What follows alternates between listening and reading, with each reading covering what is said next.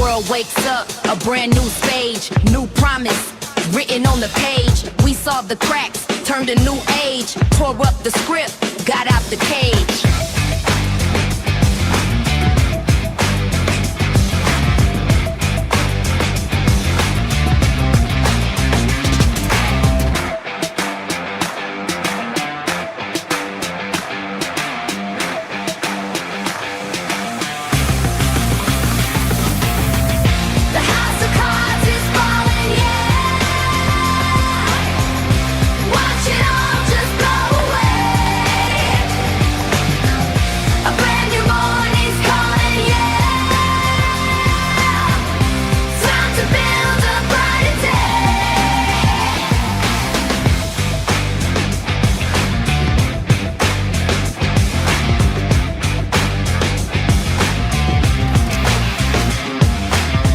Dig deep, they can't be stopped. A solid truth that can't be topped. For every voice they try to drop, we rise up higher from the crowd.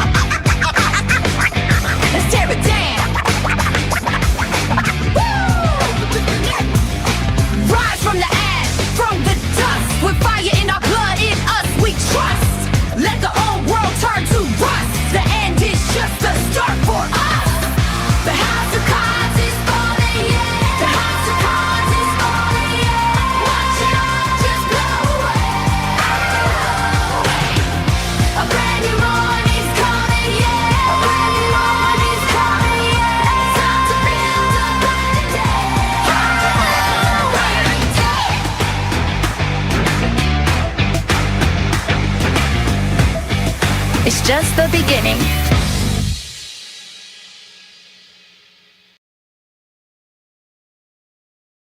Well, good morning and happy Friday to all you amazing nesters. So thrilled to be here. Today is Friday, and on Fridays we celebrate Freedom Friday. And, freedom to me means coming on here and being able to share what I find and a little bit of me.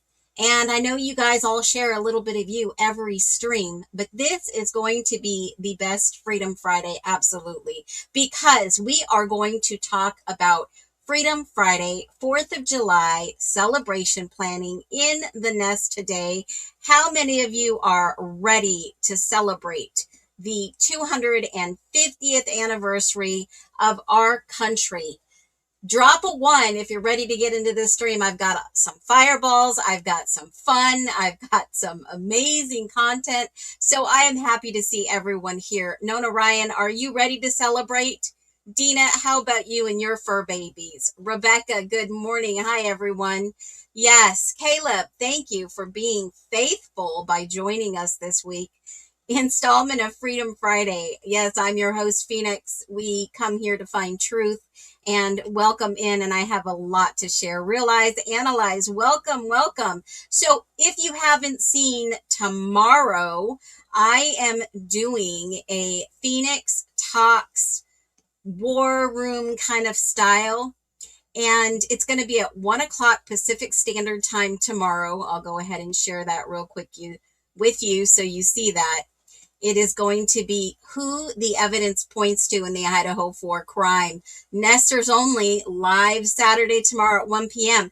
And Real Eyes Analyzed. If you are free, if you want to come up on panel and let's chit chat about the evidence, I know that you are far into this. There's other people that are more than welcome to come up. I am ready for this because I am so sick and tired of the freedom that we have to read and think about the evidence logically. And why do some people just skim over it? Why do people not talk about it at all? Because it's clear right in front of our faces. So we will be talking about that tomorrow. It is going to be absolutely amazing. The evidence points to, you're going to have to tune in to see. So we are going to keep going here. Munson, welcome to see you. Happy Friday. Ready for another great live. Well, happy Friday. Nesters, finally Friday. Boy, it's been like a long week for me. I don't know about you. No talkie before coffee. Has it been a long or a short week? Guys, drop it below. Long or a short week for you? Yes, absolutely. If you have not yet, scroll out, hit the thumb, scroll back in. We are so ready. KCAS girl, I love it. Welcome in. Welcome in. Yep, we're going to have a fireball war room tomorrow. Whew. Y'all better be ready and sassy and spicy and a little bit, what's another S word I could use? Sassy, spicy, spunky. Yeah, we're going to be on our toes. Hello, Lulu Bell. I love that name. Yes, we do have the trendiest mods. Hello, artisans. Keep striving, appreciate you. I love your picture talking about Freedom Friday, right? The Statue of Liberty and what that means. Yes, I do hope your daughter's okay. I hope all that bad weather that has passed everyone affected in the nest would just be okay. Hopefully the weather is safe in your area. I saw a lot of sand flowing around the area. I know the winds are coming over all the way into the East Coast. So praying for good weather, safety. Peony, welcome in. Morning. Is it 4 p.m. on the East Coast? Is it? Whoop, whoop. Yep, you're ready to start your Friday night. Hola, mi amigos. Hello, Lulu Garcia. Lola Garcia. Sorry, I almost called you Lulu. I did. All right. She's feeling a lot better now, her daughter. She's having issues with her gallbladder and possibly some kind of irregular beating of her heart. POTS. Oh, my goodness. I'm unsure. We have some specialists we're going. You know, I may have a tip for you on this, especially gallbladder. Maybe I'll share it with the whole entire nest because this is really important for your heptic health. Yes, heptic health, everyone. So I'm still trying to pack and move. Oh my gosh, you have been at it. You have been so at it. Happy Friday, K Tally Pit Love.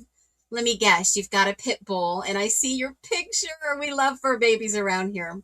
I believe I'll be free to come on. Let's go. Yes, let's do this.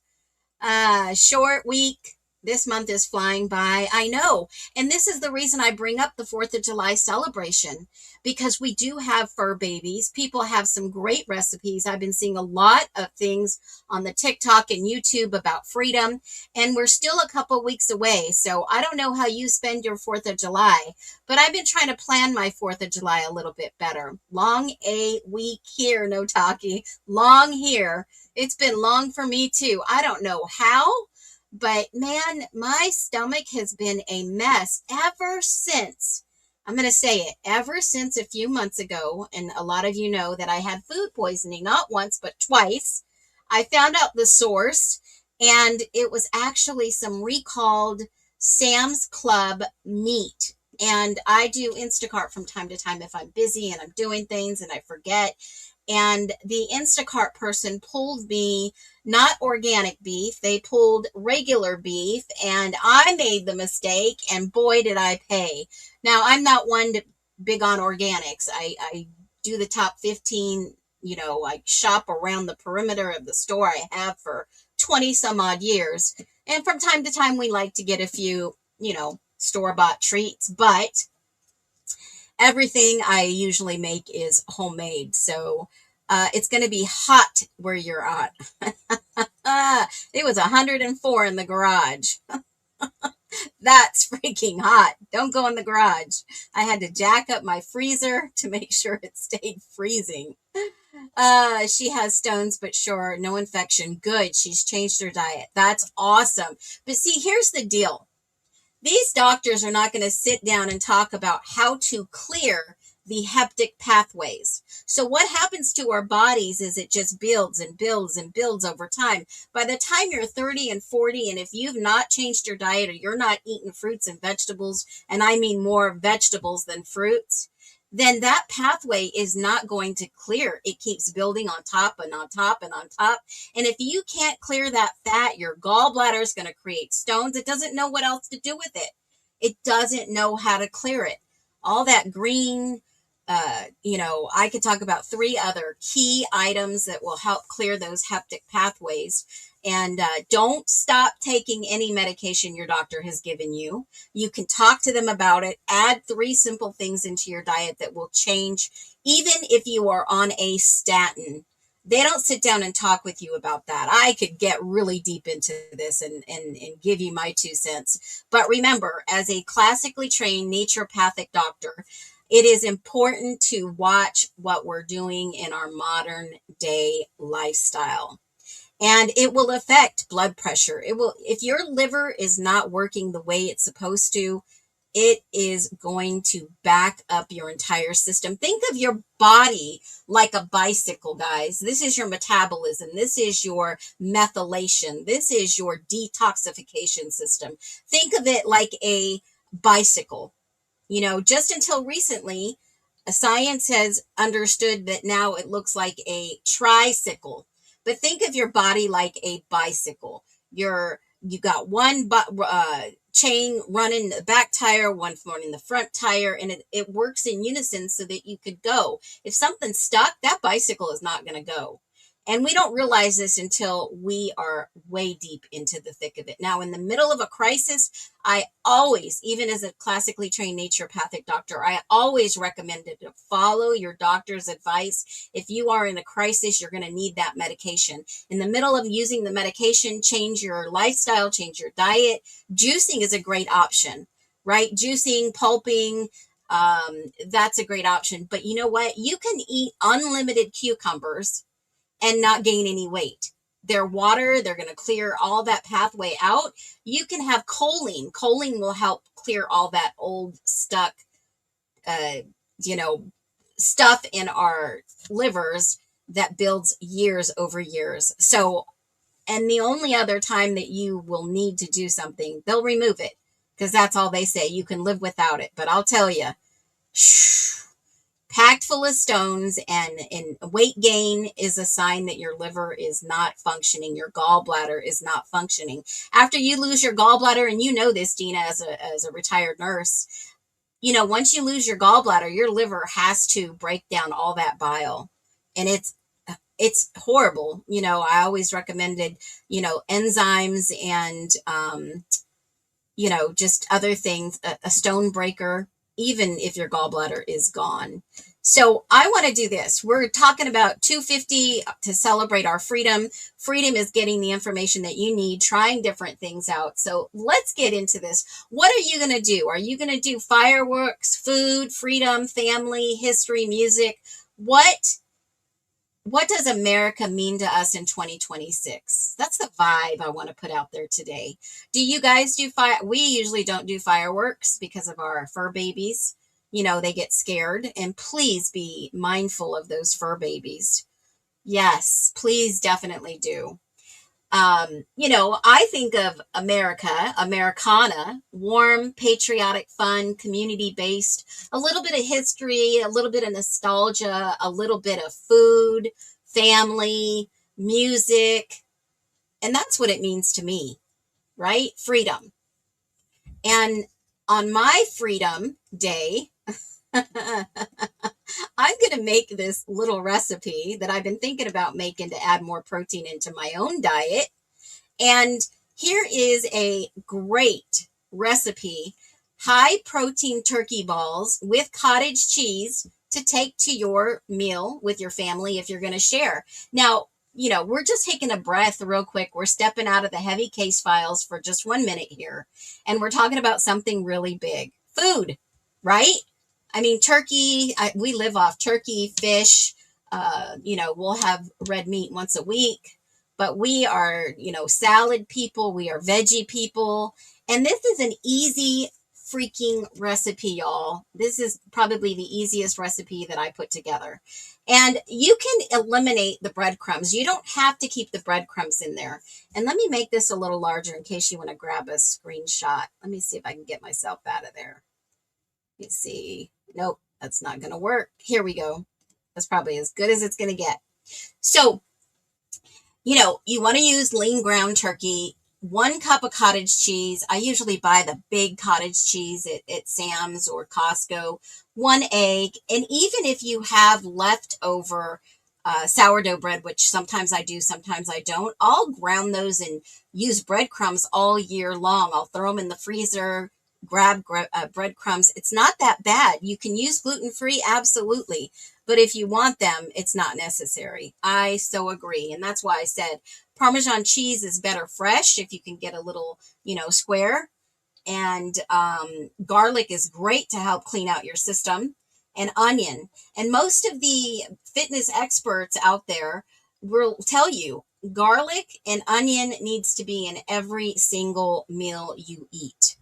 All right. No, I don't have Discord, but I will put this on our Justice for All, and I'll put a link into this, and I'll actually post it on my YouTube post. So you'll be able to pull this down easy. And don't forget, I do have a second channel, and I will be posting these over there, just not the Phoenix Talk style. It's after hours, right? So maybe I'll just post it over there. A little bit of salt. If you're watching your salt intake, use Mrs. Dash, and that'll cover for the Italian seasoning and the salt. And a little bit of paprika. Black pepper is great, and a little bit of chopped parsley is optional. It's freezer friendly. You can freeze these for up to 3 months. And, here's how to bake them. They are absolutely delicious. I think I've made these a couple years ago, and I thought, you know what, I need to add at least 20 more grams of protein to some of my meals. And here's the goal. If you want to weigh 140 pounds, you need to eat 140 pounds of protein a day. That means divide it up into 2 or 3 meals, or 5 meals and 2 snacks, 3 meals, 2 snacks. And you need to eat that because you are trying to get to your goal of what you want to weigh. And that's simple. If you stick to protein, veggies, and really good complex carbs, you're going to do fabulous. What do I mean? Switch all your rice to brown rice. Go with whole wheat flour. Even if you're doing 50-50 in sourdough, I try to do a 50-50. You're still getting that protein. You're getting that fiber. Because remember, bread flour is high protein. So throw this all together. You can blend the cottage cheese for a smooth texture. It'll mix in with the meatballs really well. So we are not eating enough protein. And I try to get at least 30 to 50 grams of protein for breakfast. And if that means that I have to have a protein shake at 30 grams and then 20 grams of, something else, a probiotic drink, kefir, or something else, I'll do it. And, sometimes you see my meals in the morning and it looks like my dinner. Don't be shocked. I definitely try to get in enough protein.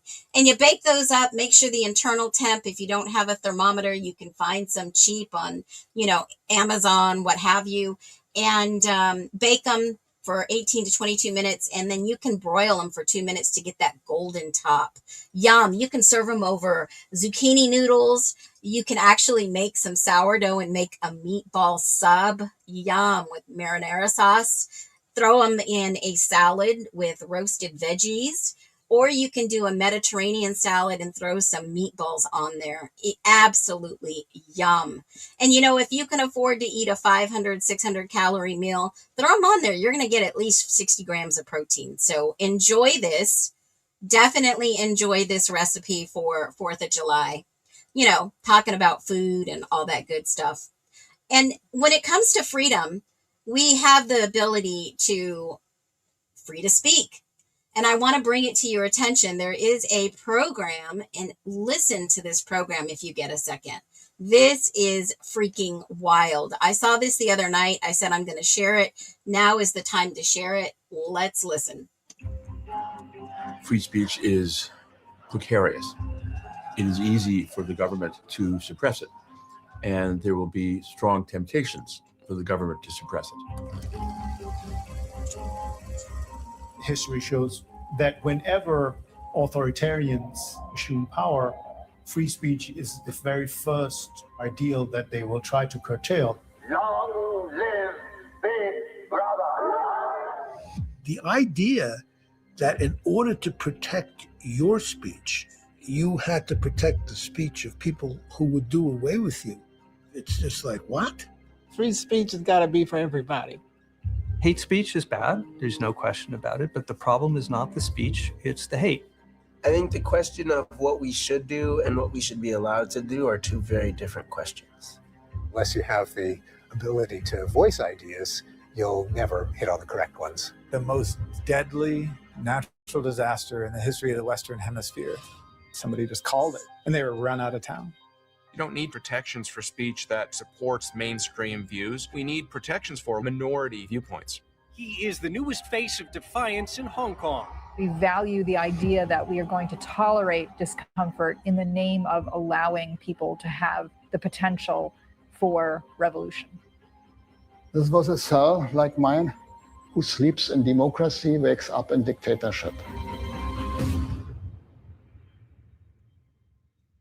Now, this is powerful. If you noticed what I posted this morning on my post in YouTube posts, remember, I told you there's a lot of things that I had the ability to watch this, and someone brought it to my attention. It is so weird how things happen. It's not a coincidence. I don't believe in coincidences. Someone chatted to me this morning about George Orwell's 1984. And I posted this morning, and I realized, oh my gosh, I just watched this the other night. And I posted 1984 was a great year for me. But on another note, I see our society may have entered into the era of the thought police, AI era since 2022. Did you know Blair wrote under a pen name George Orwell? The more you know. And yes, it is absolutely true. George Orwell was a pen name for Blair. He wrote books because he was afraid of using his real name. And so when I started watching this, I thought, wow, we have the freedom of speech. And it feels like, to me, in my humble opinion, our free speech has never been under more attack than since 2022. Now, I don't know if you're with me on this, but this PBS special, it is obviously called Free to Speak. It's about 56 minutes. I'm going to drop the link in the chat. You guys can go watch this. And I think Monday, we're going to talk about this. We're going to do just a little Nestor's overview about free to speak. Because you know what? You have the free to speak right now. But the thought police is already been distributed. They're already out there. They want us to talk to AI. Is there any freedom in that? They want our individual mind and thought process to use AI. And they're building a huge, huge database. That's why they need all these data centers. I'm not on board with all this. And I'm not talking about this because it's in the news and it is up and coming and there's so much controversy about it. I'm speaking from a point of free speech. Now, I did see some things that caught my eye the other night. And I just want to talk to you about this. It scares me to a point, but remember, we're not supposed to be scared. We're supposed to be logical. And in the time of freedom that we're celebrating our freedom stories, 250 years is huge. You know, I'm not all on board with Big Brother. And if you ever watch the show Big Brother, boy, they had surveillance everywhere. They had microphones. They knew everybody's personal business. It is scary, right? Just don't say, yeah, I know, right? And it's not just another 4th of July. This is a pretty big one. We're turning 250 years old in our nation. That means we have come so far. 250 years of what? Freedom. And I just thought, I'm going to share a few things. We can talk about food and barbecue and hot dogs and baked beans. And now I'm getting hungry. Or we can talk about drinks, lemonade, sweet tea, iced coffee. We can talk about music, right? Classroom rock and all the 80s and the summer hits that makes me think and reminisce on my high school, 4th of July's. I've got family members, like where were they at on our 4th of July? Huge. I mean, I'm talking huge. 50 plus people celebrations for 4th of July. Well, family doesn't show up and they're in the hospital having babies on the 4th of July. We could talk about veterans, families, faith, speech. And that's when it hit me. Speech. Free speech, truth, independence, and community. That's what we should be building. That's what we should be talking about. I don't know. Are you a big city or backyard 4th of Julyer? Big city or backyard? Do you guys like having family get-togethers, friends in backyards, or are you going down to, a big city event? Would you rather watch the fireworks in Washington, D.C., Philadelphia, or in your hometown or in your backyard if they're allowed? I have a feeling they're going to be absolutely crazy, Brenda. Brenda says fireworks are going to be crazy this year. Yeah, it's going to be wild. And I see a lot of you are backyarders. Yeah, backyard. Yeah, it's too hot here to have a 4th of July in the backyard, I'll tell you. And I started looking around on TikTok, of course, and I start seeing some of these videos that I'm going to show you real quick. I start seeing some of videos like this. I don't know what you think about this. Please don't scroll. Moral compass and soul. I constantly get the comments saying nothing's going to happen to him. Constantly get the comment that say nothing's going to change. Me asking everyone from across our country to show up in DC July 4th to storm the narrative, to take over international news media feeds and show the world the truth. And people will reply of, what's that going to do? Well, I'll say this straight up. I'm not quitting. I'm not surrendering. And those who think they can never change the world are never the ones that do. So what's it going to do when millions upon millions of Americans descend on DC July 4th?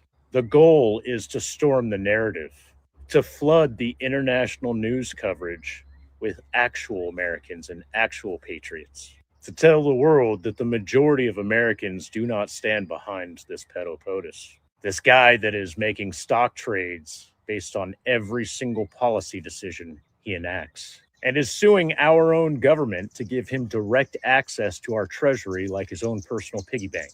While Speaker Johnson argues that stock trade should be allowed in Congress because no one can live off of $176,000 a year. You're so close to getting it, Speaker Johnson. No one can live in Trump's America, where prices are through the roof, all directly caused by Trump's actions, be it with tariffs or a new war.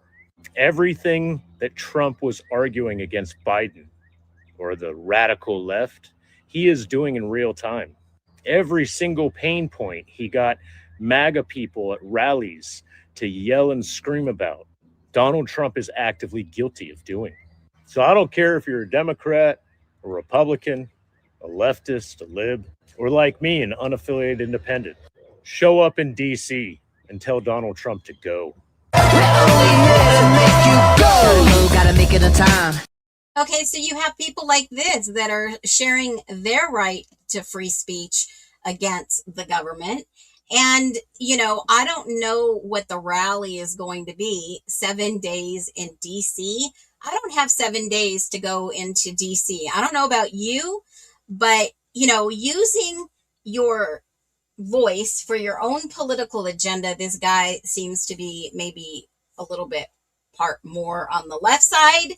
And, if you don't know by now that there are the same side to this coin, then I don't know what to tell you in 2026. Our country is 250 years old. And if you don't know the history, now is a great time to go dive in. Well, we still have the freedom to learn about our nation's history.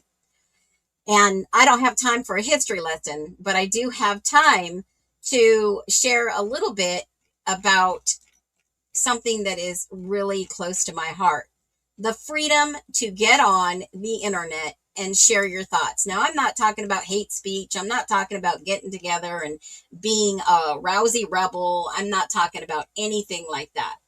But when we have others that are sharing a narrative, especially in the Idaho 4 case, which you knew I was going to talk about, right?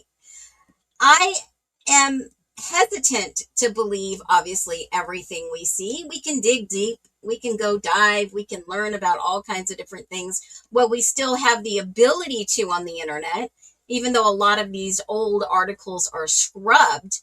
But there is something that came to my mind the other day. And sometimes I do still, watch other people's content. Always good content out there. Glean a little bit from it. Learn a lot.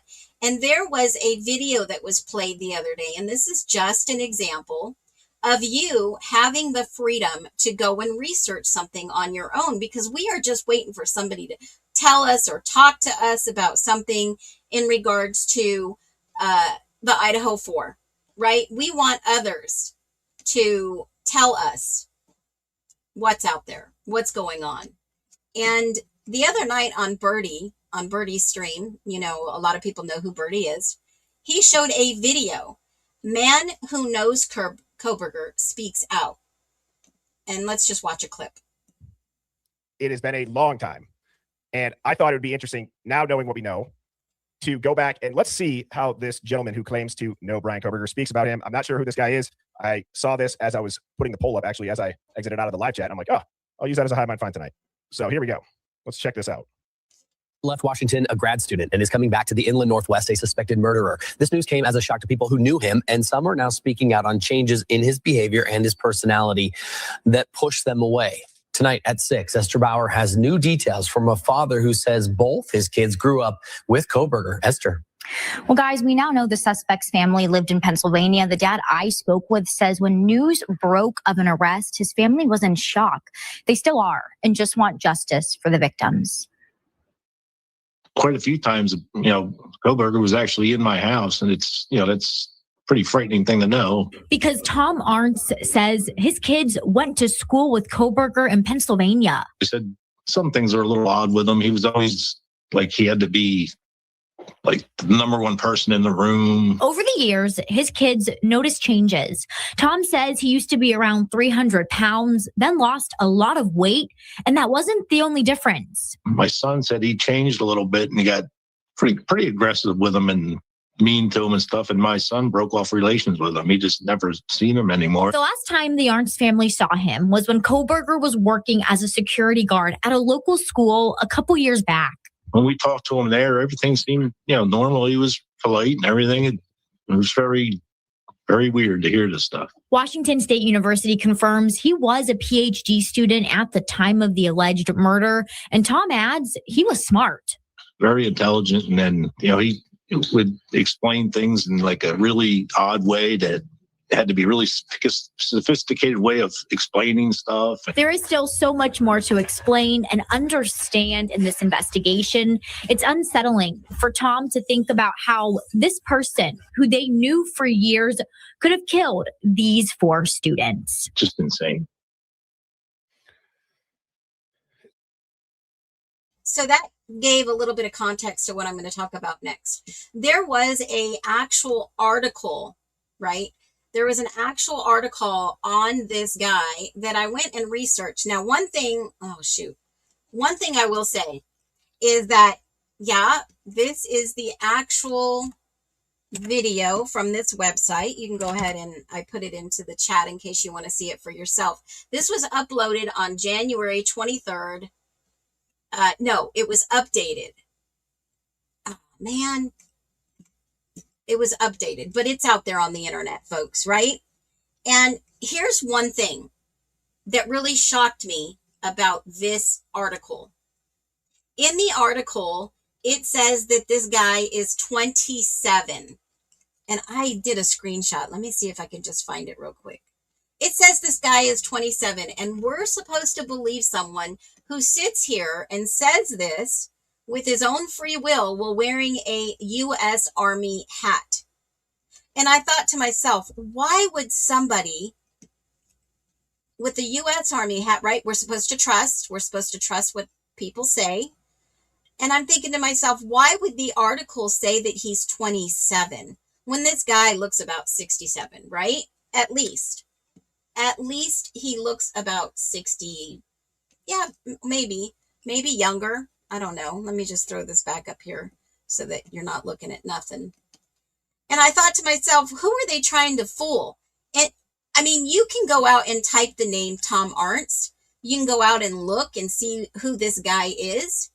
I mean, if he's got an Army hat, he must be in some type of military or veteran, right?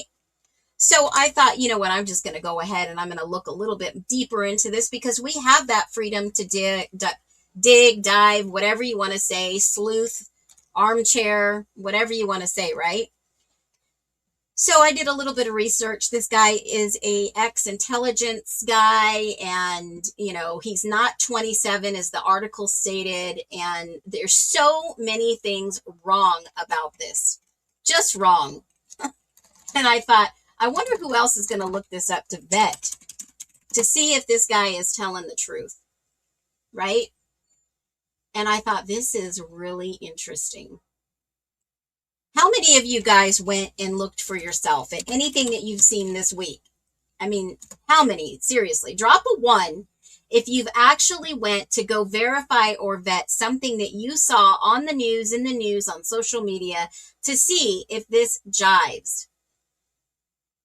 Because I'm wondering, how long have we been so misinformed?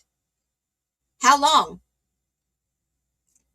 If BK was friends with, why aren't they saying anything? Exactly. And we have the freedom to ask these questions. Now, if you are, so if you're intelligent, you're weird. If you don't know about the Internet Archives, you should. The Wayback Machine. And I know for a fact, AI is not utilizing the Wayback Machines. They're not. Those are archived for a reason. Just like if you went, and I got a great example. I have a archive because I was, talking about this subject, and I thought, it would be interesting to see a little bit more, just a little bit more about how deep this goes. And let me just grab that picture. Because I love doing research. I will go dig and dig and dig until I find what I'm looking for, or I get so sidetracked I come up with something that's very interesting. That's just me. I like to go out there and look at different possibilities, right? Because I said way in the beginning, if this is going to be my job, I'm going to take it seriously, and it'll be my 9 to 5 until I get the answers that I'm looking for, because everyone wants to know who did it, right? Who did this horrible atrocity? And if these guys knew Koberger, why didn't they speak up? It was in 23 in January, right after he was arrested. And lo and behold, I went digging to learn some more about Moscow, Idaho. I just wanted a little bit of history, since we're going to be 250 years old in July. We're talking about freedom. We're looking at, Moscow. And look at this old historic photo of Moscow. And I start looking at all the new growth since 2022. I mean, I think Moscow got put on the map. The amount of revenue they've raised, the amount of amazing sponsorships and community outreach, and all these things that have come out from the Idaho 4 case. It just seems to me like it was a massive flux of income, massive flux of money. For all entities, not just one, not just two, And I know that this is going to be wild because someone in the nest sent this to me, and I thought it was very interesting, to say the least. Let me share this with you real quick. And I'm not talking about the big wigs up on, the center stage or anything like that. We're talking even all the way down to the littlest things like beer. Ethan Smile Foundation and Stacy Chapin, just 3 weeks ago, I seen this, but somebody sent it to the nest, and it says Farm Strong Brewing Company has brewed up something special, a lime pilsner called Ethan's Zest Intentions. We love it, and given that it sold out in no time this weekend, we know others will love it too. What is going on? From the top all the way down to beer. Yep, folks, can't make it up. Ethan's Zest Intentions Lime Pilsner. Right below Mount Baker, right below 10 Acre, Blackberry Tango, Skagit Valley Rain, cider slushies, house-made draft root beer, which actually sounds good to me, bottle pours, you name it. They were all out celebrating Ethan's Zest Intentions. Have we lost our moral compass? Wasn't Ethan underaged to drink? What message are they sending their communities? Didn't we see some of these people in the house have tickets for underage drinking, like Maddie and Kaylee? And some questionable things going on? What are we watching? They have the freedom to do this, but we have the freedom to be logical about this. We have the freedom where our money goes. We have the freedom to say, oh, hell no, I will not be influenced by this. Look. And I've always wondered why Hunter is never in some of these pictures.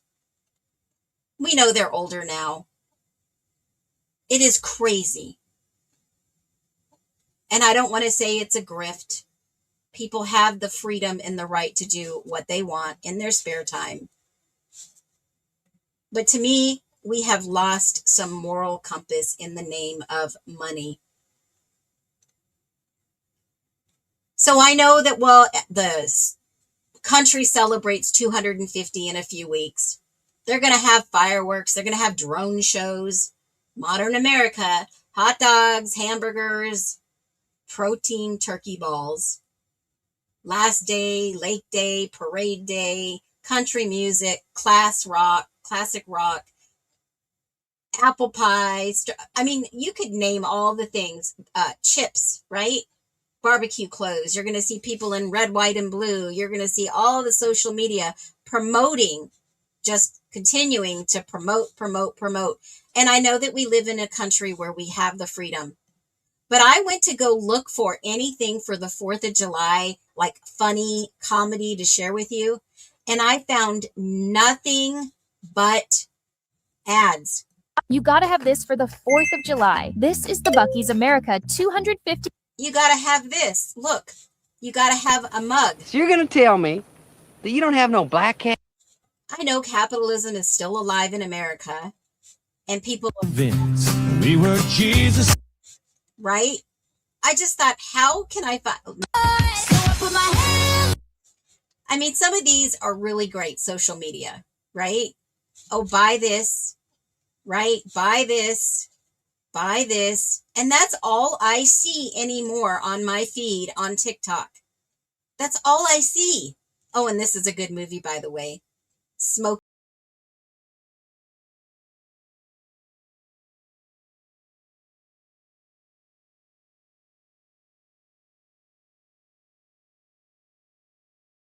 Movie, but I don't need a banner. I don't need a Smokey and the Bandit banner like that to celebrate my freedom, independence on the 4th of July. And then you have the movies that go from Aliens, which is everybody talking about, right?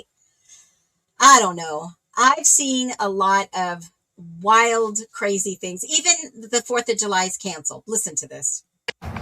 For anyone who didn't get the memo, 4th of July is canceled in America. Canceled. Okay, well, first of all, we're not canceling 4th of July. It's probably going to be the most patriotic 4th of July we've ever had. I mean, it's literally the 250th birthday of the United States. We're going all out. I mean, did you not watch UFC 250? It was patriotic as hell. Yeah, it was. There was fireworks, there was planes, there was eagles, everything that has to do with being patriotic. So yeah, it's going to keep going. And if you thought that was patriotic, just wait until you see what all of us Americans who love our country are going to do for the 4th of July. There's going to be fireworks. There's going to be red, white, and blue everywhere. And you want to know why? Because America is the greatest country in the world. You hate America? Great. Please leave. But don't attack our country when we are proud to be Americans. You hate Trump. You hate people who love the American flag. Well, guess what? We're tired of you crying. We're tired of you complaining. So just leave already, because nobody wants you here anyways. So please don't speak for the rest of us, because 4th of July is not canceled. It's going to be bigger, better, beautiful, and more bold. So for anyone who hates America, we don't care what you have to say. 4th of July won't be canceled at my house. I don't know about yours, but it will not be canceled. And Nesters, this Freedom Friday was about celebration, but also about reflection. When I think of America turning 250, it's not just about looking backward. It's about asking what we want to see in the next 250 years. What do we want it to look like? We can disagree. We can debate. We can watch different videos that we choose to, or believe what we want. And we can question, but we can also gather somewhere like here. Remember, laugh, eat, celebrate, and still believe that truth matters. And if that's all I had to share, stay curious, stay grounded, and let's let freedom ring. And the last little bit of information that I have today for you is congratulations, Tammie. If you are tuned in today, you were our 7,777th subscriber to Phoenix Talks. And I need you to email me at phoenixinvestigates@proton.me, or you can send me a message. And you have won $77.77, or a gift card for $77.77. Your choice. And I really appreciate you subscribing, and you absolutely became a member, and that just happened yesterday. So let's all celebrate, and let's all give Tammie a huge clap. Whoop whoop. Yay. All right. And there's a second one for good measure. You know, one thing I love about being able to come here in the community that we've built is that we encourage one another. I don't take my freedom for granted. I don't one bit. I lived in foreign countries. Yeah, Tammie is just amazing. I've lived in some foreign countries. I've lived in visited countries where you're in their country and they still have patrols where they are walking around with machine guns on the street, in boats. And I don't think I would like to live in a state like that. And one thing for sure about celebrating freedom is the ability to talk about a crime case that doesn't make sense. And I'm not going to give too much away today, but something crossed my mind in the Idaho 4 and talking about freedom. And what do you think that would be? Those who know me best, what do you think that would be?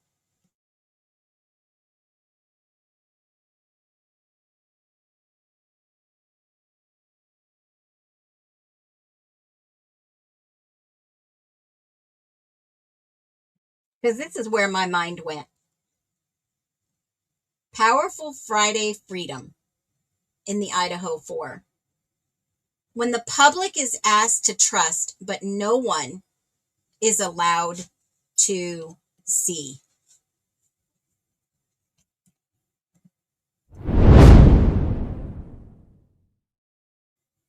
That's what came to my mind. Because this case is supposed to be about justice. You didn't hear the question? When the public is asked to trust, but why are we not allowed to see? Why are we not allowed to see? We see a lot of redaction, restricted discussion, restricted evidence, restricted court access, restricted media coverage, public misunderstanding, and now restricted closure. But right before 250 years, there might be a olive branch extended in the Idaho 4 case to Brian Koberger. Why is that? And this is what came to my mind. Are we really living in a time of freedom? I've never seen a case. Yes, absolutely, Mantra. I've never seen a case like this before where a sitting president talks about it and files where the e-files, if you know who I'm talking about, had a little island, said he died in jail. And I've never seen this so wild in a case where a sitting president talks about it. Never. Blew my mind. And then obviously in the e-files, the FBI, 3-letter agencies, were looking at and following this case because it came into their every morning briefings. They were watching this case, maybe seeing what they were going to do. Maybe they know this is one of those true crime piggybacked on, we're going to change some laws. And I think, Lulu Bell, you have, the OJ case was the same.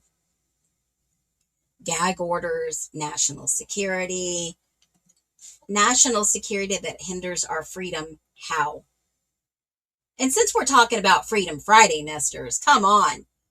We're not just talking about fireworks and flags and freedom as a word. We're talking about freedom that actually means 4 young lives are taken, gone, and a defendant's life that is changed forever. And the public is told, trust the process. Well, so much of that process is hidden. How can the public trust what's not allowed to fully see? That's the heartbeat of America. Freedom of Information Act, where we're not even getting all the information. We're getting, that was no sound, but all the other audio, all the other video has sound that we need to hear. Are they projecting, or I should say, are they protecting justice or just protecting a narrative at this point? It is uncalled for. It is. In a healthy, I was thinking about this last night where, some of my best thoughts are in the bathroom, right? I'm just going to say that. And when my stomach was so upset, I'm thinking, in a healthy justice system, asking questions should not be treated like disrespect. Because some of us are asking and we're not getting any information back. Questioning the timeline is not disrespect. Questioning evidence is not disrespect. Questioning witness statements is not disrespect. And in questioning investigative decisions, that's not disrespect. It's how truth gets tested. Freedom means we're allowed to ask the hard questions without being labeled crazy, cruel, or anti-victim. Think about this for a minute. I'll say it again because I wrote it down in my book for a reason. Freedom means were allowed to ask hard questions without being labeled crazy, cruel, or anti-victim. And now you see Cy Ray has this book coming out that a lot of people have been talking about, and I am not, in my opinion, going to shell out all that money for a book that's basically going to tell me what I think I need to be thinking. Because clearly, in some of the videos that I've been watching of other creators that have the book already, ironically, and have been able to preview the book, Cy Ray is saying there's corruption in black and white. He's giving his own professional opinion that he's guilty, that Bryan Kohberger is guilty. I'd like to see the evidence. I would love to see the evidence, because in that one statement that I saw on another channel, I was like, you gotta be kidding me. He's admitting in this book that there's some form of corruption, but he believes he's guilty. Now think about this. Cy Ray, I have done a whole background on him. We did a video live about, I don't know, maybe 5 months ago. We've talked about him. I gave you a little bit of his history. He's in Maricopa County, right down the road. And I'll say, if he got up there and testified what he was going to, it was going to be a battle of the experts. We have always talked about this. He was going to get up there and say that this guy is guilty when they had nothing else on him. How would that make him look? But if he goes against the narrative, he'll never work again in the law enforcement agency arena. Think about this. And then the Chris Whitcomb book, I've said it from the beginning, he was a crisis manager. This case had got so talked about on social media. No one's stopping. He's a crisis manager. He pointed fingers at the end of the book to no factual evidence that we've seen. Until the other day. Until the other day when I showed you the document from ISP, where ISP simply was told to overlook the diamond-shaped patterns that were in latent, where they spray and they use amino black. This one, 100% additional potential footwear impressions, diamond pattern, not photographed, due to previous discussion of officers' footprints. One book points to one person. Fingerprints point to other 3 people, possibly. They didn't rule out 3 people, folks. There were very much like similarities in fingerprints. And then, Caleb, you have such a great thought. Because a defense or a state witness cannot testify against the defendant. Yeah, that was going to be a conundrum. Wow. 250 years that we celebrate America, and look at what's happening in Moscow, Idaho. It's not the old days of the Wild West. It's not the postmodern days after war. This is modern America, and it can happen in any small town. And the building there is just crazy out of hand. So whether you believe Bryan Kohberger is guilty or innocent, the bigger issue is this. A justice system must prove its case in open court. I don't think we should have plea deals in our country. I think a justice system must prove its case in open court. Not in press conferences, not in headlines, not leaks, not public assumptions, in the court of law. That's the rule of the land. Will we get to see a trial? Will we get to see a trial in the Idaho 4 case? Let me throw this down there.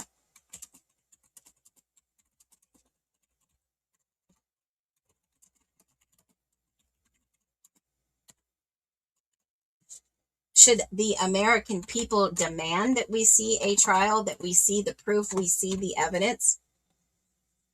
There you go. Drop a 1 for yes, a 2 for no. Will we get to see a trial in the Idaho 4?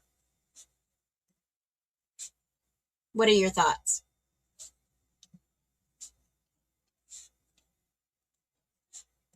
Amen. I want to see every step they take to believe anything they say. Well, now we have new law in our land, according to the Supreme Court Justice. A lot of you are dropping 1s. Will we get to see an appeal? Will we get to see a trial? Will we get to see justice served? Because a plea may end a case legally. He may be legally guilty. But with the new law in the land, I'm seeing a lot of 1s. But it doesn't always answer the public questions factually. I want to see facts. It's time that we see some factual evidence that Bryan Kohberger is guilty. Now I'm going to show you something that I put together. Now keep an open mind. This is not completed. This is a rough video that I am finishing. This is a rough video. This is not a complete video. Because we should see, this is important. We should have freedom for the victims' families to receive the full truth and nothing but the truth. It affects families. Families deserve more than a trust us answer. They deserve confidence that every lead was followed, every inconsistency was examined, every red flag was addressed, and boy, we've pointed them out, and every piece of evidence was tested honestly.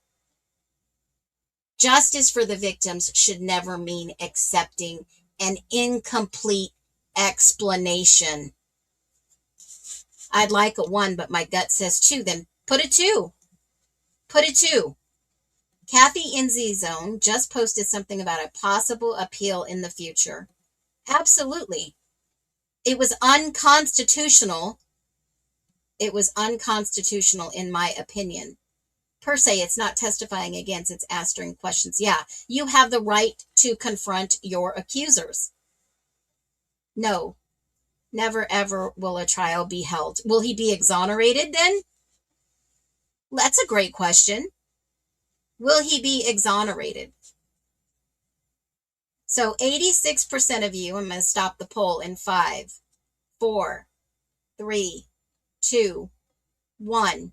86% of you agree there may be a new trial. 14% says no. Let me ask you a new question.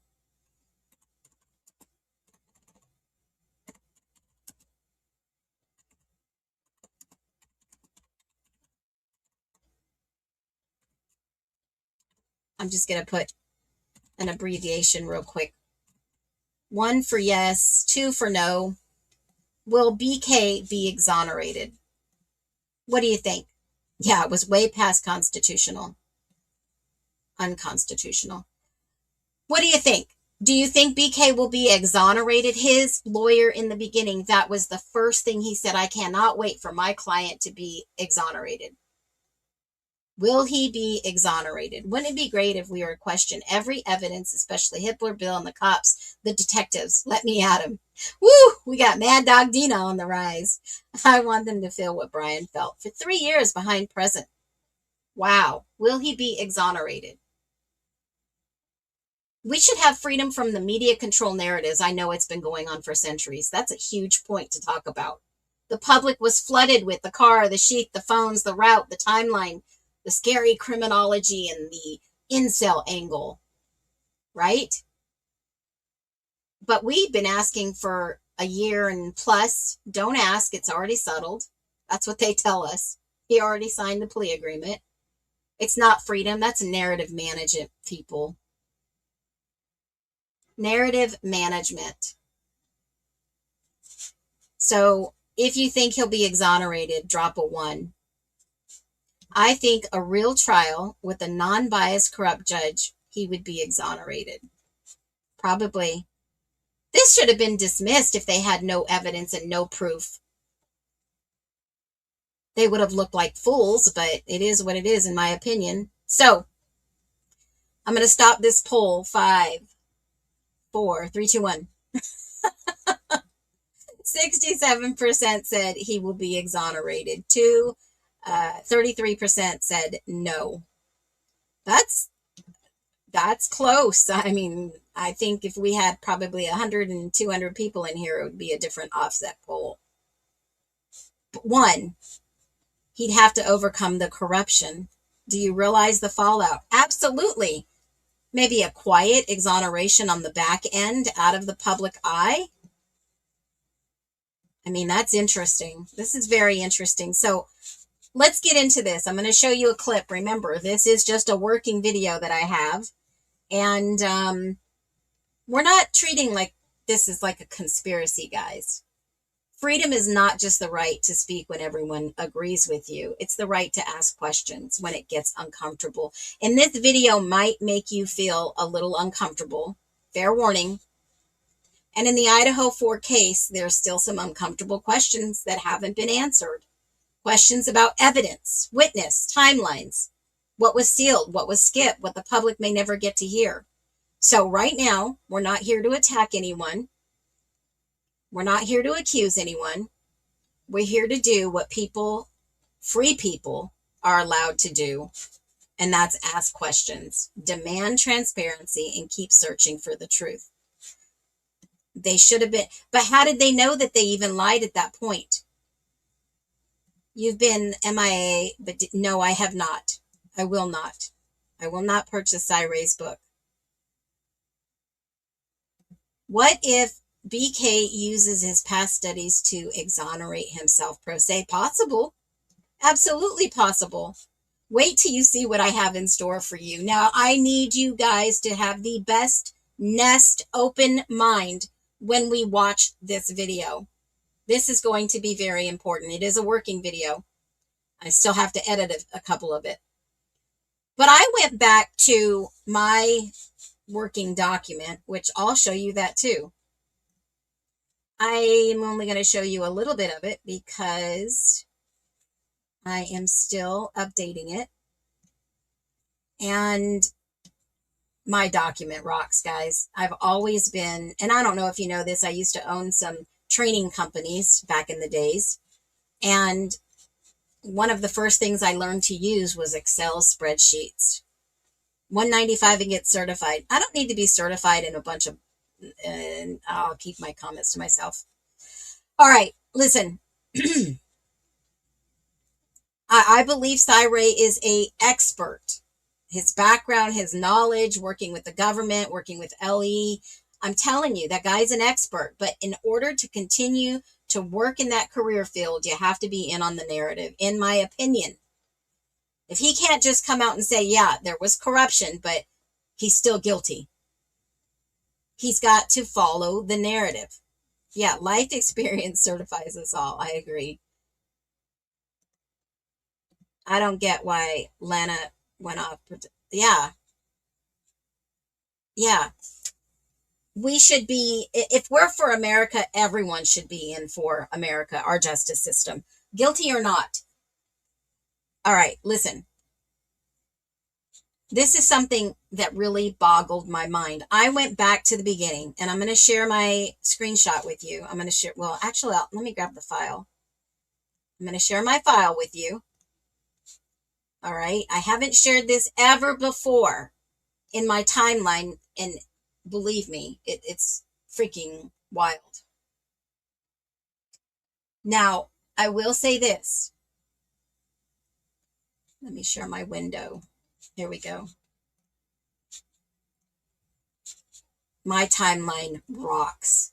Okay. Now, I went back to something in the PCA that was very interesting, because after yesterday, I thought to myself, was Molly McMichael telling the truth? Was Molly McMichael telling the truth?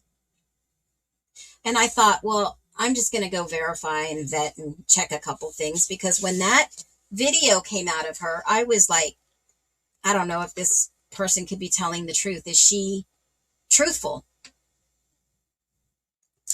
It's not for me to decide or judge. I can ask questions, right? You guys have your own thoughts and your own opinions on this, because something that I saw really made me question. Now, Molly McMichael's interview. Where's my mouse? Molly McMichael's interview is in pink, and it was done on 11/23. Obviously, they got the information from who was around in the area. They got all the video together. They were really working hard to find it. And it says MP 104. Well, MP 104 in my file says this. And this is how I stay organized and able to find things. I've never shared my file before, so you guys bear with me. And I know that it says 104, Brett Payne wrote this interview with MM. And it goes down and it says November 23rd at approximately 8:39 at night, Molly came to the Moscow Police Department to be interviewed about her presence in the area of 1122 King Road during the early morning of November 13th, 2022. That is the date of the murders. Molly was identified as being in the area through records obtained from DoorDash via a search warrant, and was confirmed as being in the area based off of Google geofence warrant, which was obtained as a result of this investigation. I was accompanied by FBI Special Agent Alex Skelton during the interview. And we do see that. I do see that because obviously I went to Connor and I watched the interview again last night. And I thought, there's got to be something in here that maybe somebody's overlooked, right?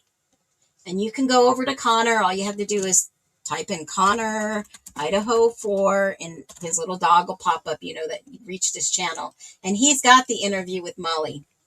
And I go back and I'm watching the video, and check. There is another female that sits down with Molly McMichael, and that is the FBI agent, right? And you can go over there and you can take a peek at it.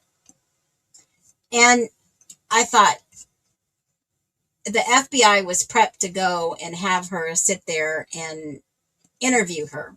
Check. Molly told me she worked 12 to 18 hours that night on the 12th and the 13th and received 3 orders. 3 orders in King Road. 2 of the orders were at the apartment complex. And 1 was her final order for the evening, which it wasn't per her statement. Okay? Now, I appreciate you. Thank you. Now, let me say this. She had 1 other order before she clocked out, and that was an order to Pullman. So that was not her last order of the night. And M said she definitely could not find the 1122 Kind Road, which should be King Road.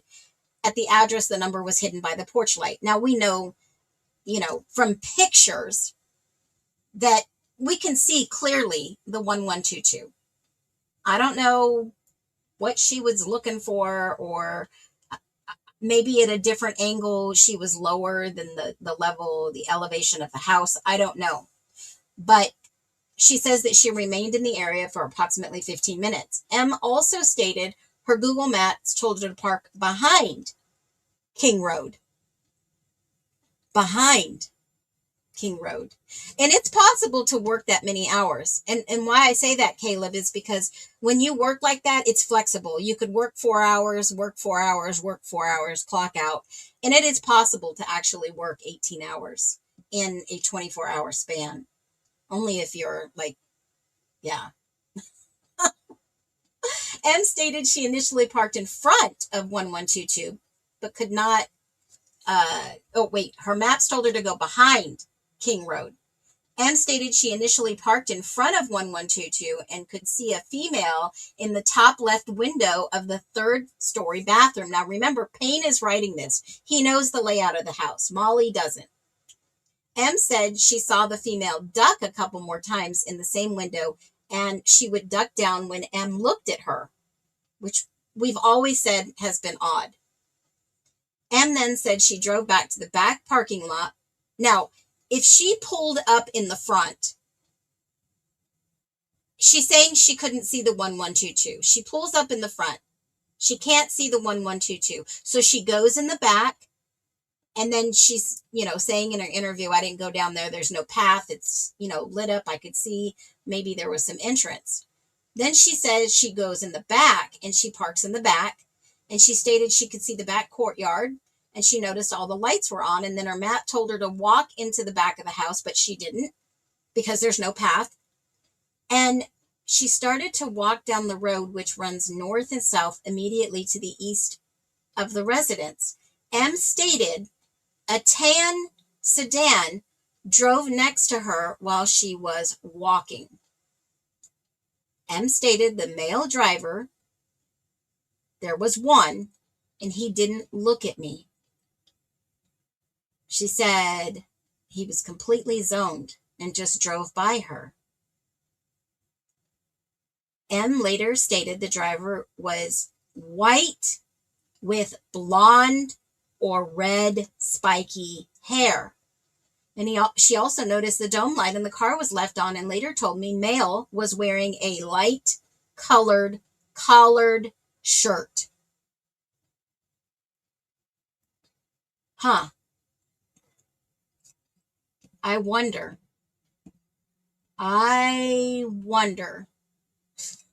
You guys are going to fall out of your chair. I told you we're going to talk more about this. We're going to talk way more about this next week.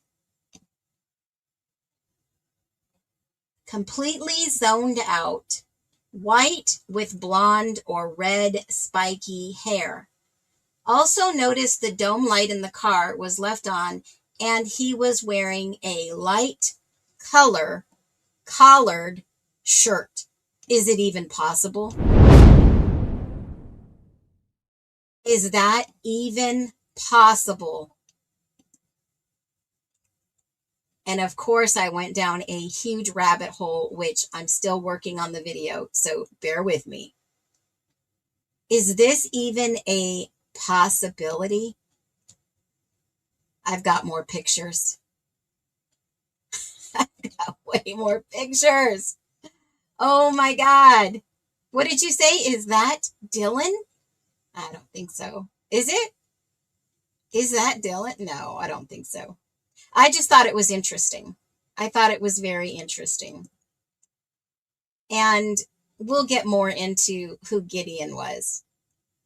But that was my initial, because I thought, okay, wait a minute. Is it a cousin, a brother, a twin, adopted, separated at birth? They never mention Gideon's father on any of their social medias. We'll get into this a little bit more. We definitely will. Okay? And I thought to myself, what college kid is wearing a light colored collared shirt if Molly is telling us the truth? And then she stated she walked back up to the car. She put the order at the door, took a picture, and then left approximately 4 o'clock. Is that Dylan? I don't think so. This girl's name is Emma. And that's all public information. All public information, folks. Okay? So I'm going back and I'm looking at this and I'm thinking, how many truthful statements can I pull out of here to make it reddish hair? Right? It was Tisdale, but Tisdale wasn't wearing a white collared shirt. Tisdale wasn't, and you can see it from the body cams. Wasn't he with Rosie? We'll go over the Banfield footage. We've been over that for a long time. He's actually wearing a black and blue. He's wearing black and blue. We'll get into that. I'm still working on this video, by the way. So during the time M was in the area, the white Elantra could be seen. Now this is huge. Was it Rosie? No, because Rosie doesn't have, he's got brown, dark hair. And this is where I had the aha moment. The white Elantra could be seen via the King Road camera driving back and forth on Walenta. Well, they have the Walenta Drive. And then entering King Queen Road loop at approximately 3:56 a.m. at the point Molly pulled in the front parking lot before she dropped off the order. Listen, the white Elantra pulled in behind Molly's vehicle, a gray Subaru Forester, and then exited the King Road at approximately 3:58. But Molly never mentioned seeing the white Elantra behind her at any time. And I thought to myself, why would they not want her to say that she saw him? And I said, okay, let me just look at a few more things. Of course, she has her dog in the lap of her, well, in her statements to the police. I don't know if you guys realize that, right? She's sitting here and she's got the dog and the FBI agent is there and she's chit-chatting, and you'll see that he leans over and says, oh, what a cute little dog. And she talks about she gets to keep him, and the dog's on the lap. Okay. You'll see her. The agent is right there. It all checks out. They all walk in together. Agent Alex, whatever. So I'm over here thinking I have to go back to the video. There's Agent Alex. So I have to go back to the video and I need to view this conundrum. I need to go see it for myself. So while I'm over here looking at my notes, a dog was brought into the MPD. The dog sits on her lap. It's about, 2 years old, 4 pounds. Yeah, a dog is there. A dog. Yip, fur baby. And then all she could describe, hold on a minute, I lost my page. Hold on. All she could describe was the girl in the bathroom. She didn't know it was a bathroom, but it was the window, having long brown hair. She stated she could not identify the girl as one of the victims. So this is a totally different girl. We've always said, people have said, oh, it's Emma. It's speculative, obviously. We've never known for sure. And then at that point, the FBI agent says, wait a minute here. Wait 1 minute. We're going to do a test on Molly to make sure that her cognitive abilities are legit. So she does a cognitive interview. And then during the interview, Molly confirmed much of the information she already told us. Molly was able to remember she had her dog with her during one of the walks in the area, but didn't clarify anything more in the ways of details of the evening. We thanked Molly for her cooperation, offered any support she may need, and concluded our interview. And then after the investigation of the video footage and cellular data showed the tan sedan that she was saying she saw was likely a light-colored SUV which left the area. It does not appear Molly saw the Elantra at any point during her time near the residence. Now, here is where the aha big fireball moment came in.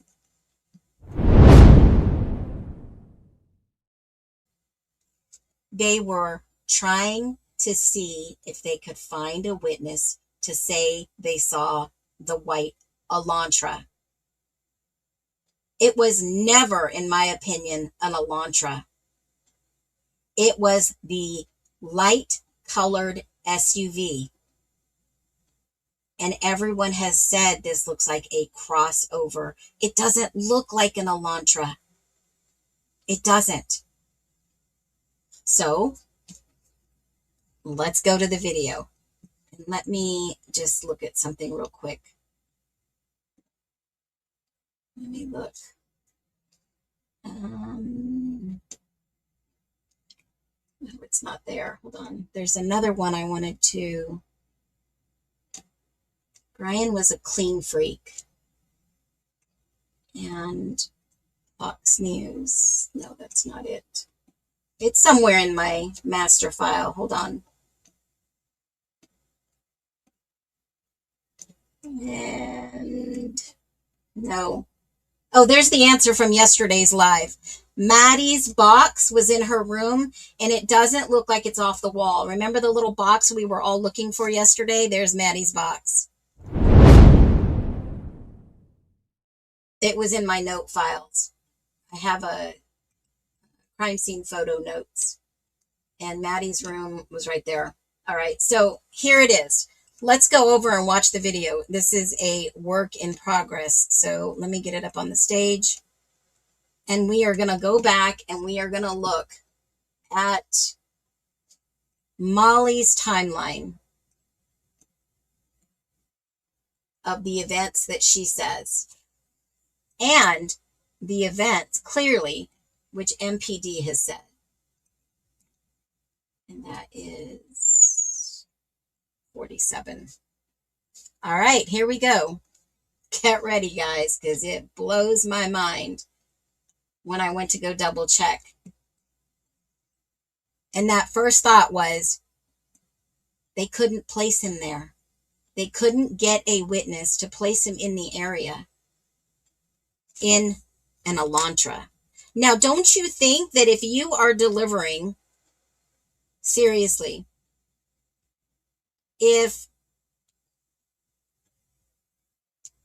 hold on a minute.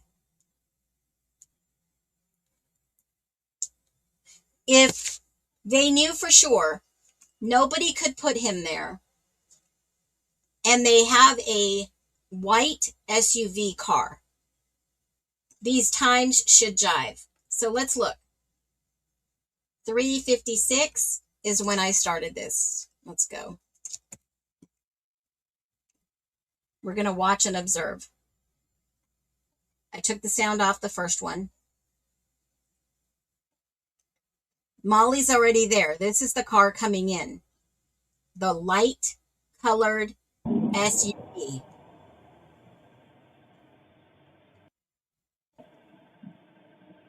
I put the sound on so you can hear the car now.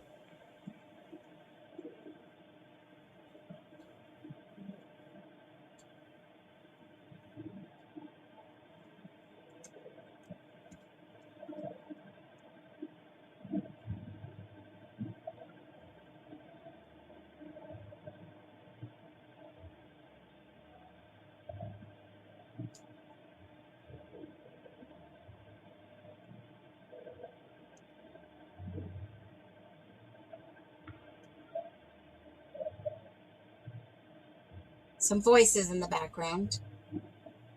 The car is going to come in at 3:56.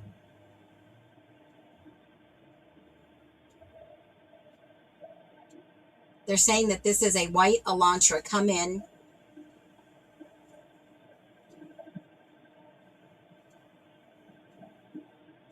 Off of Walenta, so you'll see it in the top left-hand side of the drive.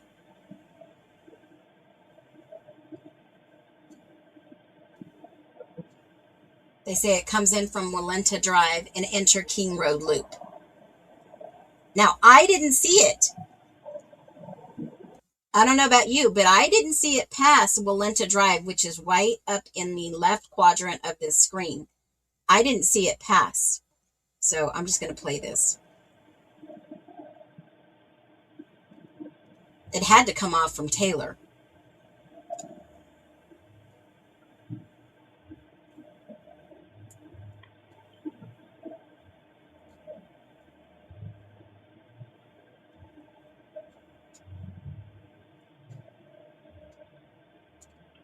And you can see car lights in the window already. The car came in, and I think it did a 3-point turn right in between that little alcove where the police blocked it off.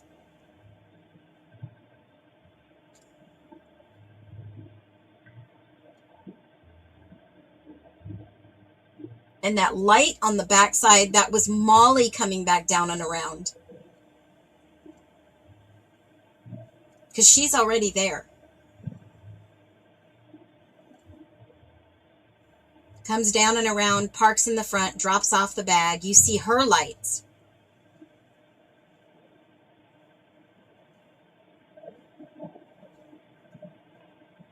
Allegedly drops off the bag and she's getting ready to leave in her car now.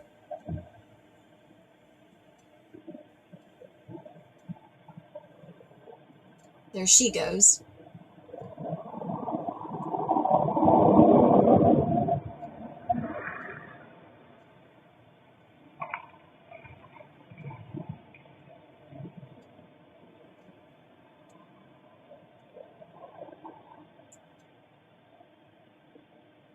But she never sees him park behind her.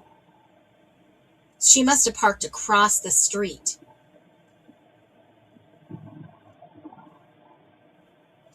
And they must have waited for her to leave. The lights in the window for a long time. Absolutely, that car is still parked there.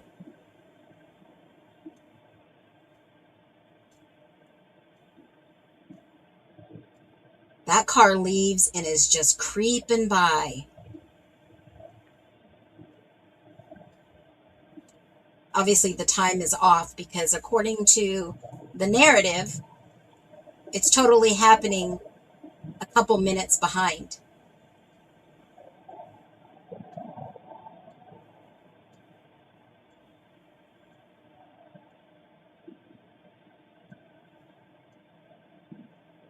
So that wasn't Molly that left at 3:58. That was the other vehicle, guys, according to the narrative, but not according to the video. You'll know when you hear Molly's car.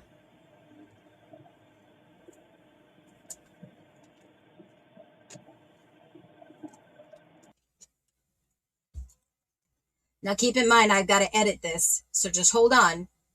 There's more to the video. This is the continuation.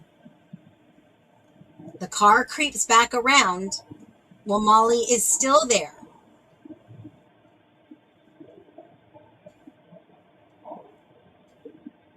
You can hear talking.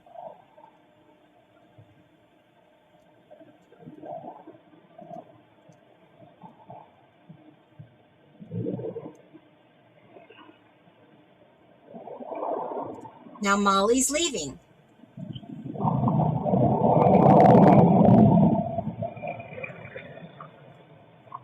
That's the Subaru leaving at 4. So the timeline is off, unless this is the, who knows. And she leaves and goes back down, I believe, Taylor.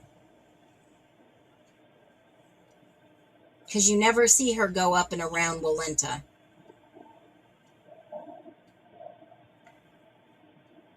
That car is still there.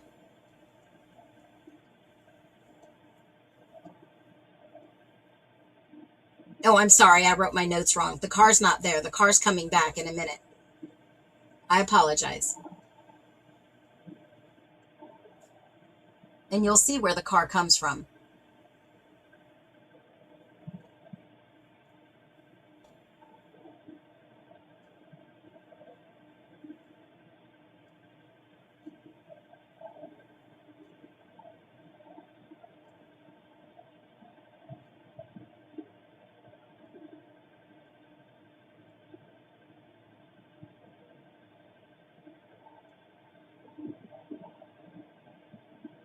Be patient. A lot happens before 4:20, guys.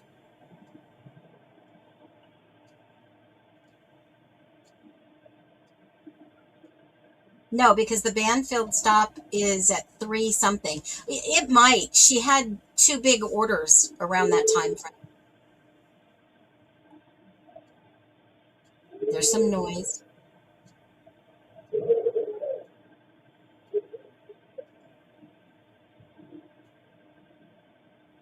I wonder if anyone's done the audio from this time frame.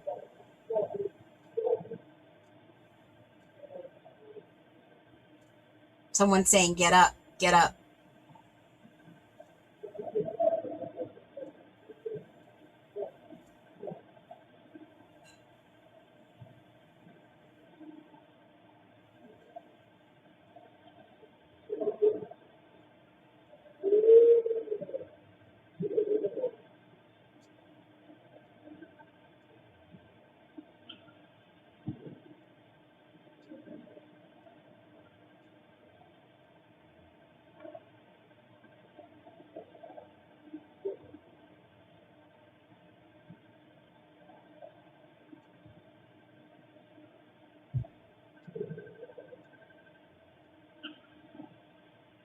Now remember, Brent Turvey is saying that this is when the cleanup was happening.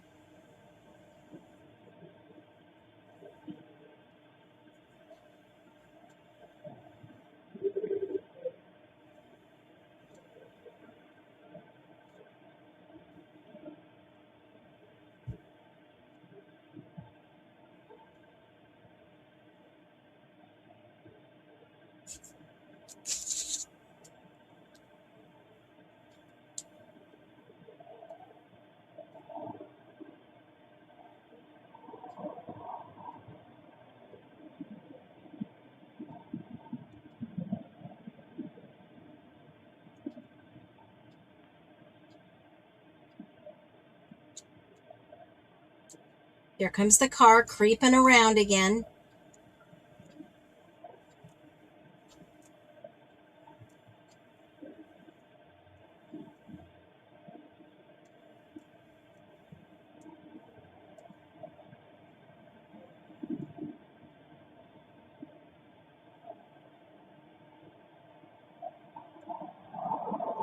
Comes into King.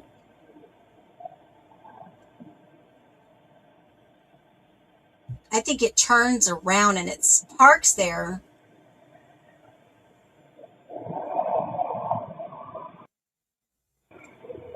It comes in. They speed it up. I think it does a 3-point turn again.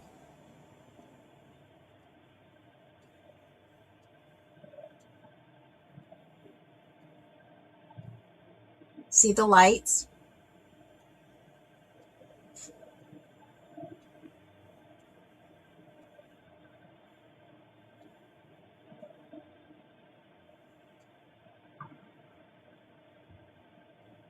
Parks across.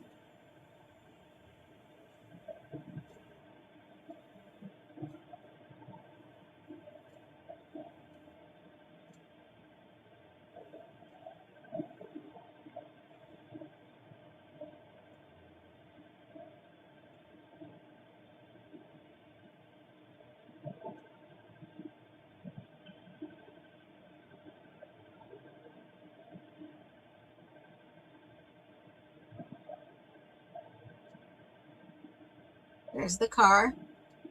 And this has to be a newer car. My car does this. The lights go up and down and they adjust, especially like if there's snow or winter weather, they will adjust themselves.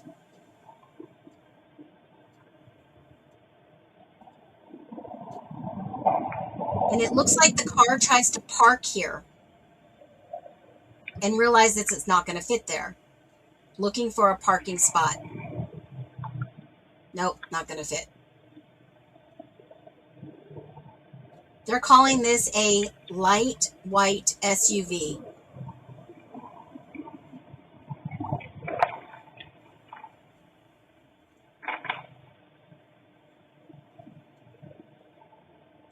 Tries to find another parking spot back up on the hill.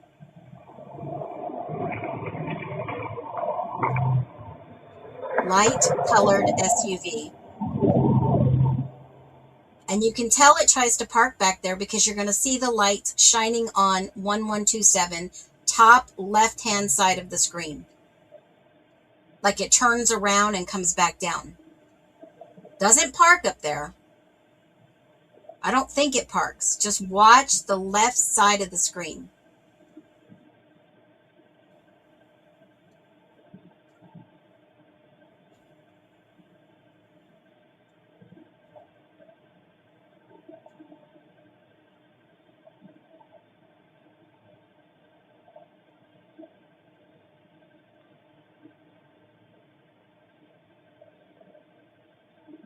It's a crossover, I believe, yes.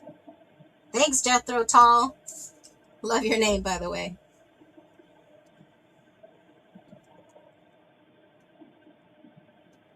Payne called it a a light-colored SUV. Payne calls it.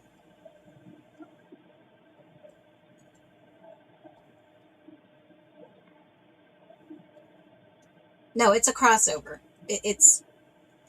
That's what they call them. You're going to see the car lights at the back up on the 11227. Well, I'm sorry, 1127.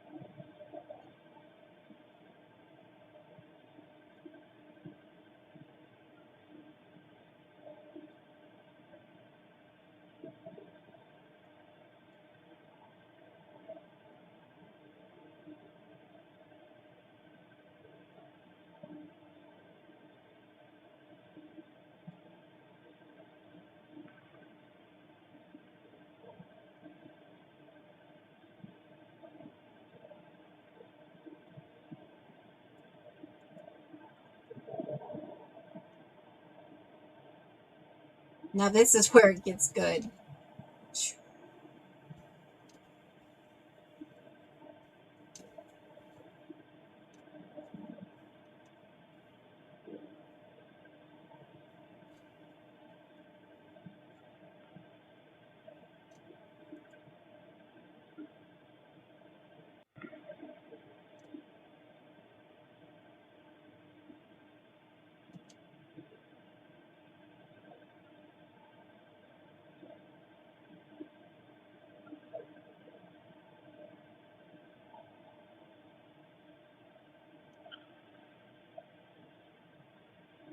Payne calls this a light-colored SUV. No one has seen the Elantra.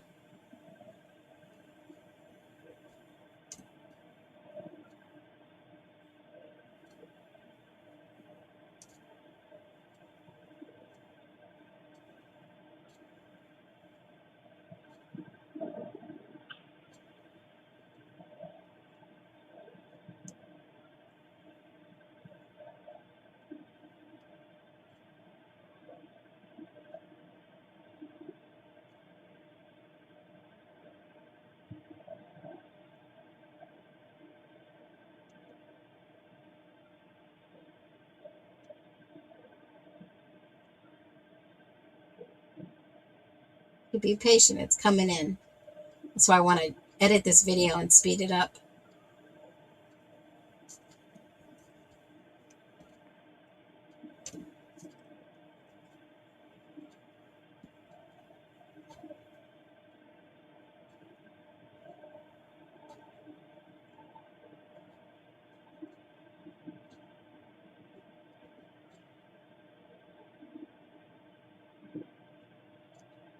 Three things are going to start happening in a minute.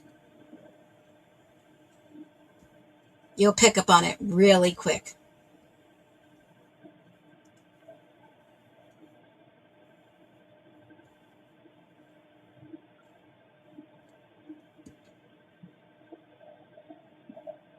Movement.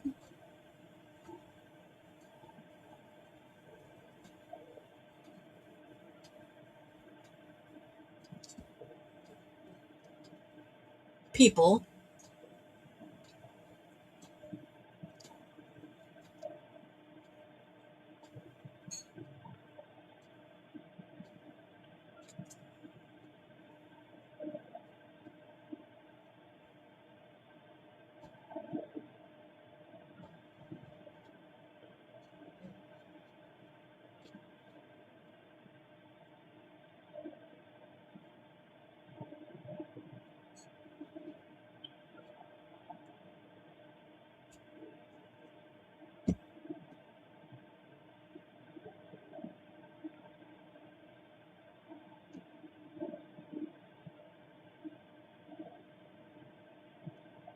Voices.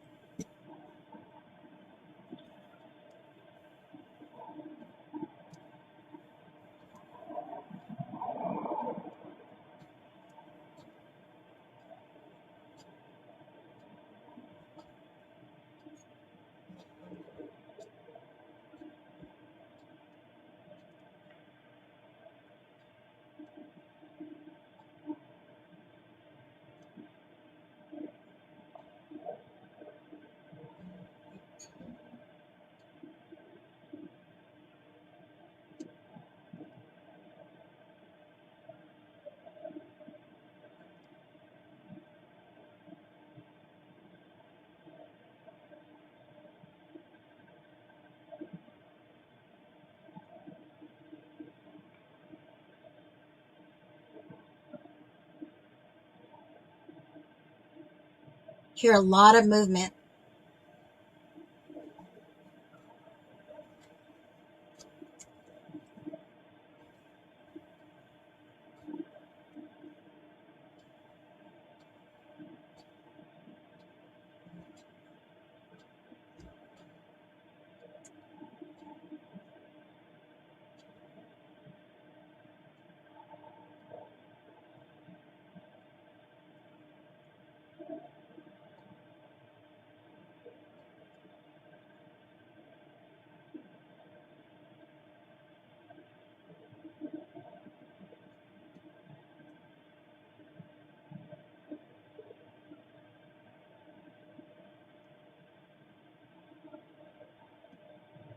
Here it comes.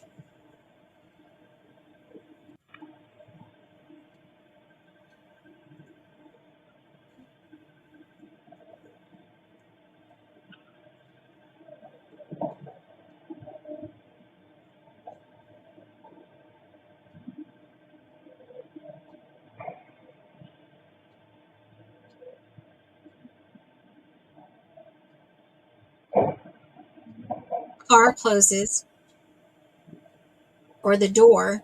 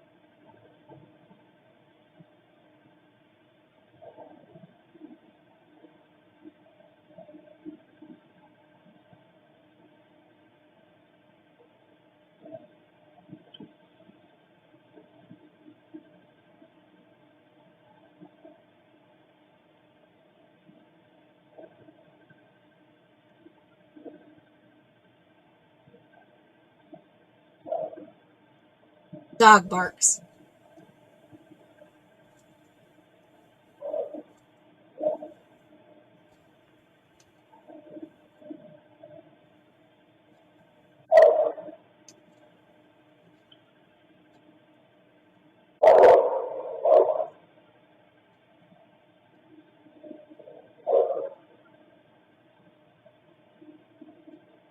Now, what you're about to watch, what you're about to listen to, is the 3 minutes that the state has said that the crime was committed in, allegedly.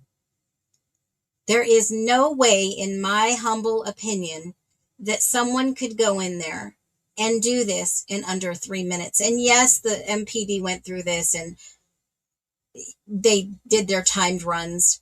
They know the layout of the house, in my opinion. But the dogs that are barking, and I've always said this, and it was not Murphy, the dogs that are barking have to be in the backyard where the parking lot is behind the Moye house. Those have to be their dogs. That's my opinion. Because here is my thought process with this.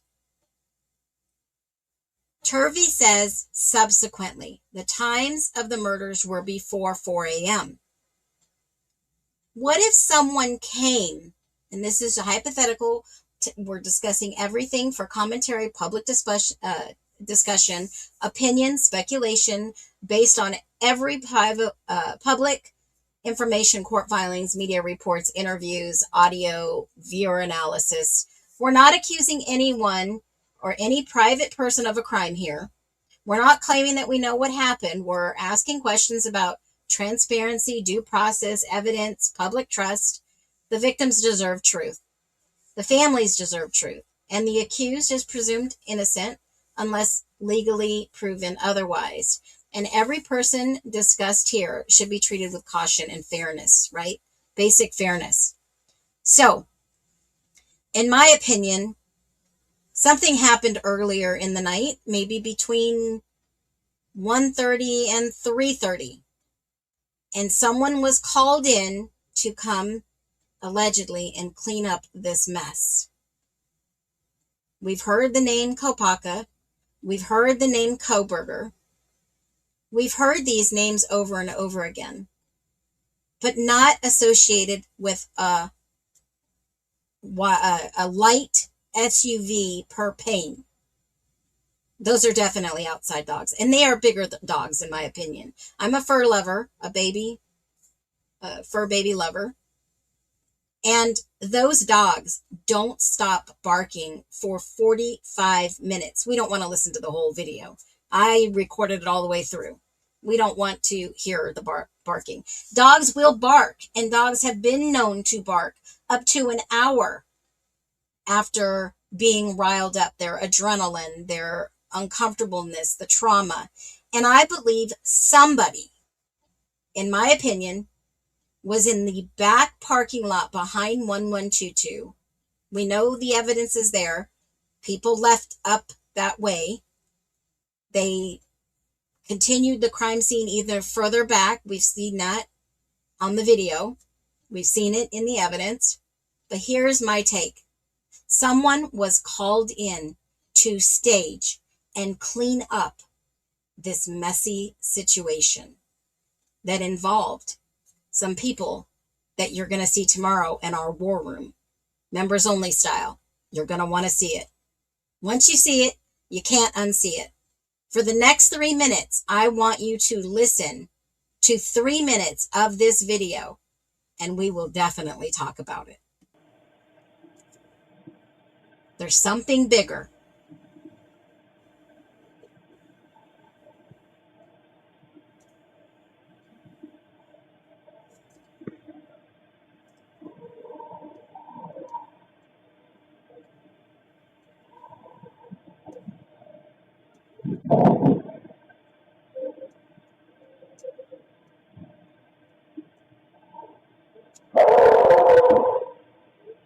And if you have earphones, turn it down. These dogs don't stop.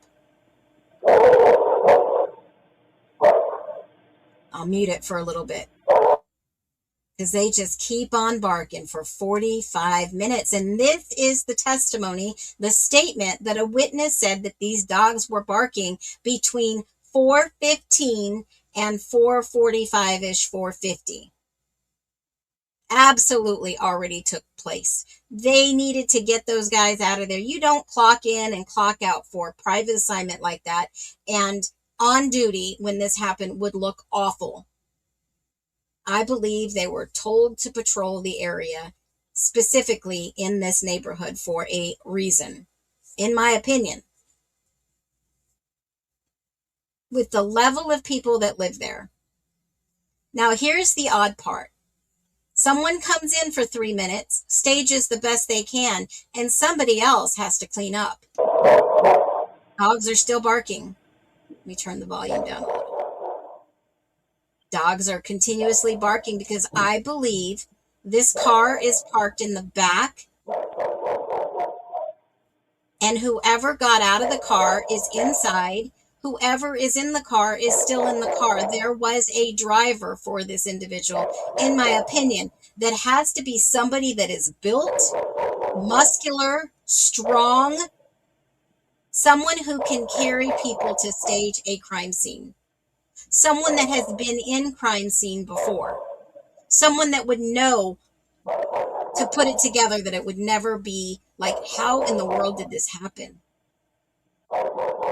I would be calling. The noise ordinance there says if a dog doesn't stop barking for, I think, 5 minutes, it's noise ordinance in the middle of the morning.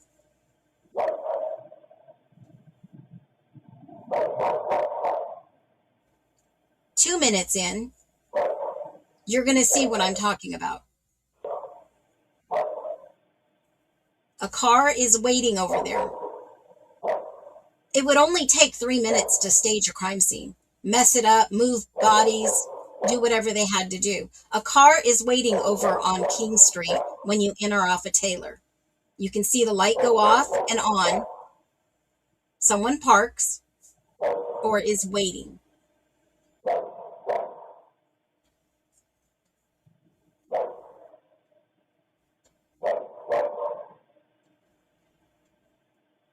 And you'll see it in a hot minute. A car is parked up in the back. The dogs are still barking, in my opinion. And then that car gets out of there so fast and takes off.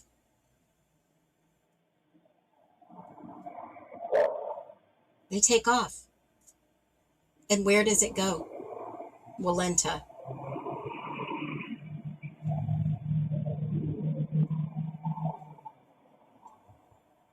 In my opinion, that car was bringing someone to stage and cover what may have happened allegedly, in my opinion. If we lose the freedom to question the government or local entities in this case, this serious case, what freedom do we really have? Ask yourself that question. There's no transparency. Here we keep searching for the truth.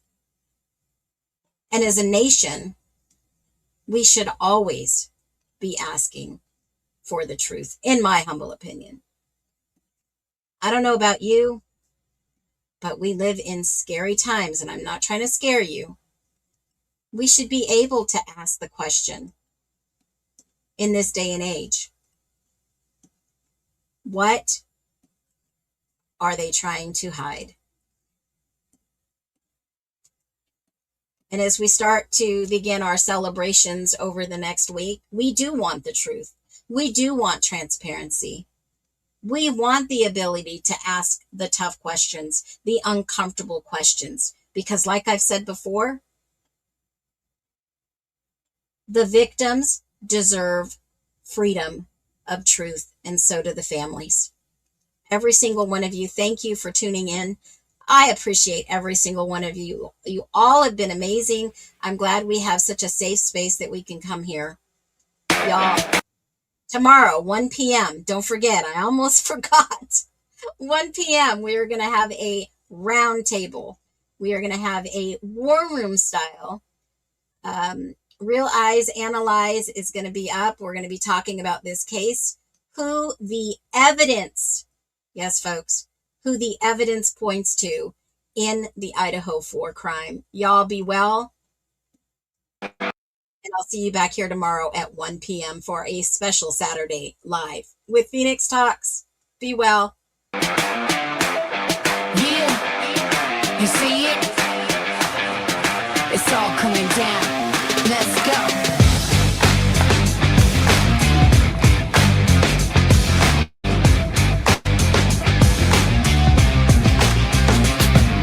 The world wakes up, a brand new stage. Promise, written on the page. We saw the cracks, turned a new age. Tore up the script, got out the cage.